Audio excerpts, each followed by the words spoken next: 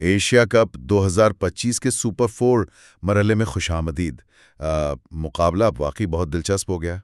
जी हाँ, खास तौर पर जब बात हो भारत और पाकिस्तान के मैच की। बिल्कुल। आज हम इसी मैच का गहराई से जायजा ले रहे हैं। भारत बमुकाबला Pakistan, Dubai international cricket stadium में।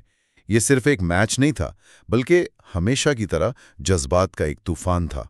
सही कहा। और हमारे पास ना इस मैच पर कुछ रिपोर्ट्स और तज्जिए हैं।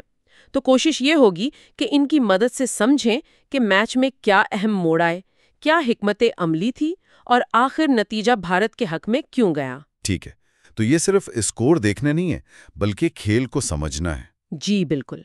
चलें, शुरू करते हैं टॉस से। भारतीय कप्तान ने टॉस जीता और फौरन फील्डिंग का फैसला किया। दुबई में रात को ये फैसला मतलब कितना मुतवक्का था? देखिए, दुबई में ना रात के मैचों में ये काफी आम है। टॉस जीतो, फील्डिंग करो। उसकी वजह है ऑस यानी ड्यू। अच्छा, ऑस। जी, हमारे जराए भी यही बताते हैं। एक रिपोर्ट में तो पिछले मैचेस का डेटा भी है कि दूसरी इनिंग्स में गेंद गीली हो जाती है। तो फिर बॉलिंग मुश्किल हो जाती होगी। बिल्कुल। स्पिनर्स के लिए ग्रिफ्ट मुश्किल, तेज गेंदबाजों के लिए भी यॉर्कर वगैरह करना, और वो गेंद बल्ले पर भी अच्छा आता है। अच्छा। तो भारतीय कप्तान का फैसला सिर्फ रिवायत नहीं थी, बल्कि कंडीशंस का तज्जिया था। वो हदफ का ताक़ुब करना चाहते थे, साफ जाहिर है। सही। तो पाकिस्तान को पहले बैटिंग करना पड़ी और क्या शानदार आगाज किया उन्होंने। पावर प्ले, पहले 6 ओवर्स में ही 65 रन्स, कोई विकेट नहीं गिरी। हाँ, कमाल का आगाज था। और इसमें साहबजादा फरहान, वाह क्या इनिंग्स खेली उन्होंने। जी हाँ, जराया बता रहे हैं कि सिर्फ 32 गेंदों पर 58 रन्स, 7 चौके 2 छक्के। बिल्कुल। खास तौर पे तेज गेंदबाजों को बहुत मारा। जो गेंद जरा भी खराब मिली उसे बाउंड्री के बाहर भेजा। पावर प्ले में ज्यादातर रन्स तो बाउंड्री से ही आए। इस आगाज के बाद तो लग रहा होगा कि पाकिस्तान आराम से 190-200 तक जाएगा। जी बिल्कुल यही लग रहा था। एक बेहतरीन प्लेटफॉर्म सेट हो गया था। लेकिन T20 ऐसा ही खेल है, मोमेंटम बदलते देर नहीं लगती। और बदला भी। फरहान के आउट होने के बाद क्या हुआ, एकदम से जैसे रन्स रुक गए, खासकर वो बीच के ओवर्स 7 से 15 तक। हाँ, वहीं भारतीय गेंदबाजों ने शानदार वापसी की। एक रिपोर्ट तो उसे गेम चेंजिंग स्पेल कह रही है। खासतौर पर स्पिनर्स ने क्या किया? उन्होंने रन्स बिल्कुल रोक दिए। विकेट टू विकेट बॉलिंग की, बल्लेबाजों को रूम नहीं दिया। और पाकिस्तानी बल्लेबाज शायद उसी तेज रफ्तारी से खेलना चाह रहे थे जो फरहान ने दी थी, तो वो बड़े शॉट्स की कोशिश में आउट होते गए। तो रन्स बनाने की रफ्तार काफी कम हो गई होगी। बहुत ज्यादा। पावर प्ले में जहां 10 से ऊपर की औसत थी, वो उन ओवर्स में 6 से भी नीचे आ गईं। ये बहुत बड़ा फर्क था। तो ये सिर्फ अच्छी बॉलिंग थी या पाकिस्तानी बल्लेबाजों की तरफ से भी कुछ कमी रही, जैसे पार्टनरशिप ना बनना? ये दोनों चीजें थीं। एक जरिए के मुताबिक फरहान के बाद अगले 8 ओवर्स में कोई बड़ी शराकत नहीं बनी, शायद 25 रन से ऊपर की। स्पिनर्स ने दबाव तो बनाया, लेकिन पाकिस्तानी मिडिल ऑर्डर ना, वो उस दबाव को सह नहीं पाया। और सिंगल्स डबल्स का क्या? वही तो मसला था।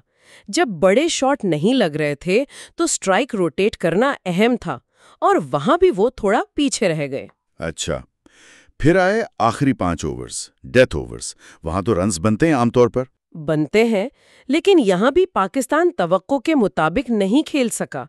आखिरी 30 गेंदों पर जराए बता रहे हैं सिर्फ 40 रन्स बने और 3 विकेटें भी गईं। सिर्फ 40? ये तो बहुत कम है। जी, उस वक्त एक सेट बल्लेबाज की जरूरत थी जो आखिर तक ले जाता, लेकिन वो नहीं हो सका। भारतीय तेज गेंदबाजों ने भी आखिर में अच्छी बॉलिंग की, यॉर्कर्स और सुस्त गेंदें डालीं। मतलब आखिरी 5 ओवर्स में बाउंड्रीज भी कम लगीं। बहुत कम। एक रिपोर्ट के मुताबिक सिर्फ 3 चौके और 1 छक्का। ये उस स्टेज के हिसाब से काफी नहीं था। तो आखिर में पाकिस्तान का स्कोर बना 171, 5 विकेट पर। ठीक ठाक स्कोर है, लेकिन दुबई में ऑस के साथ क्या ये काफी था? ज्यादातर तज्जियाकार यही कह रहे थे कि ये लड़ने वाला स्कोर है, मतलब मैच हो सकता है, लेकिन महफूज नहीं है। 172 बन सकता था। यानी पाकिस्तान को बहुत अच्छी बॉलिंग करनी थी जीतने के लिए। जी हाँ, खास तौर पर शुरू में विकेटें लेना बहुत जरूरी था। चले अब आते हैं भारत के ताकुब पर। 172 का हदफ। बड़ा मैच, बड़ा दबाव। भारत का आगाज कैसा रहा? भारत का आगाज पाकिस्तान से बिल्कुल मुख्तलिफ था।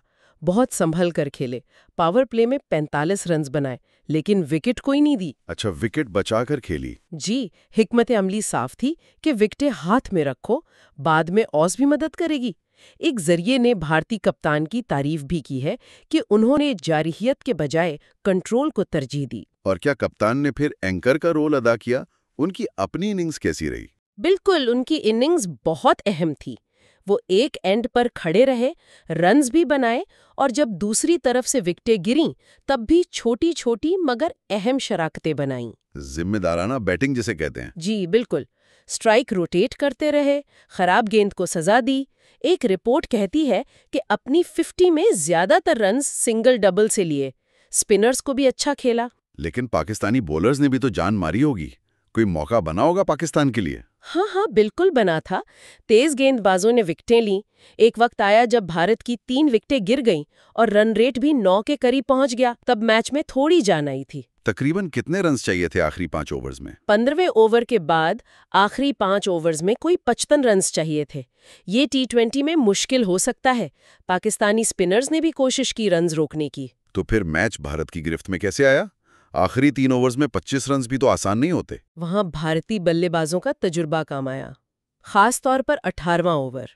एक जरिए के मुताबिक इस ओवर में एक बल्लेबाज ने पाकिस्तान के अहम तेज गेंदबाज को 2 चौके और 1 छक्का लगा दिया। अच्छा, एक ही ओवर में? जी हाँ, वो ओवर फैसलाकुन साबित हुआ। उसमें 17 रन्स आए। उसने सारा दबाव पाकिस्तान पर डाल दिया और हदफ बिल्कुल करीब आ गया। वहीं से मैच पलट गया। बिल्कुल। वो लम्हा था जब भारत ने दिखाया कि वो दबाव में बिखरते नहीं बल्कि अटैक करते हैं। और फिर भारत ने हदफ हासिल कर लिया 18.2 ओवर्स में। मतलब 10 गेंदें पहले 6 विकेटों से जीते वो। हाँ, आखिर में तो काफी आराम से जीत गए, लेकिन उसके पीछे एक मंसूबाबंदी थी। पावर प्ले में विकेट बचाई, बीच में कप्तान ने संभाला और आखिर में दूसरे बल्लेबाजों ने काम तमाम किया। सही।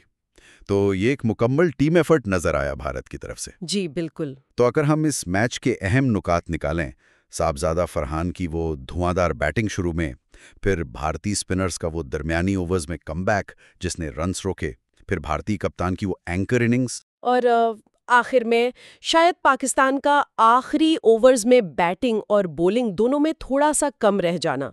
हाँ, ये बात है।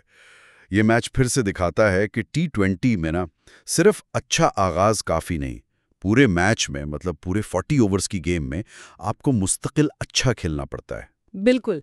पाकिस्तान ने शुरू बहुत अच्छा किया, लेकिन वो रफ्तार कायम ना रख सके।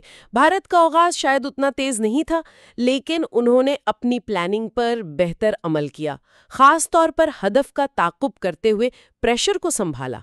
ज्यादातर जराए भी यही कह रहे हैं कि भारत ने खेल को बेहतर मैनेज किया। जी, यही फर्क नजर आया। और इस जीत का नतीजा, भारत अब फाइनल के बहुत करीब है। सुपर 4 में ये बहुत बड़ी जीत है। यकीनन पॉइंट्स भी मिले और टीम का मोराल भी बहुत बुलंद हुआ होगा। ये मैच वाकई एक मिसाल है कि बड़े मैचेस में आसाब कितने अहम होते हैं। एक सेशन या 1-2 ओवर्स पूरे मैच का नक्शा बदल सकते हैं। सही कहा।